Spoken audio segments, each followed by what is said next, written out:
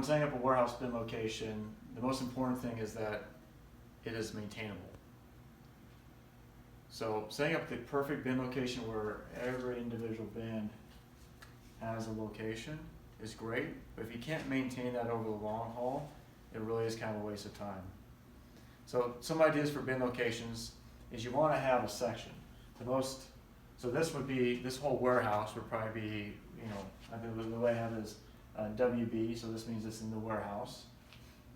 This is section 4, so there's WB4, and each one of these shelves is WB4, WB4, WB4, and so on and so forth. So this entire section, shelf, is a section. Now where you can have some variation is, this one is WB4I, and then this bin is WB4I2. And there's the that goes into this bin. And the next one, right to the right, is WB4I3, and so on and so forth. Now, this team can maintain this, and they've maintained it now for a number of months.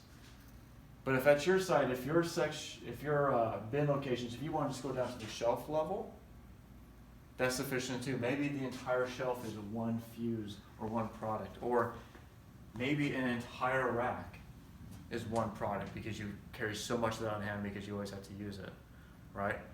It really depends on what you're storing at your site, what you use the most, how you have it set up, and what you can maintain.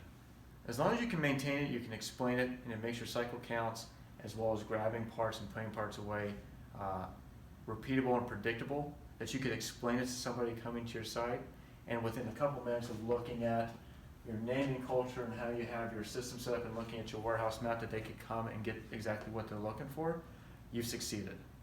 You don't have to go all the way down to the bin location.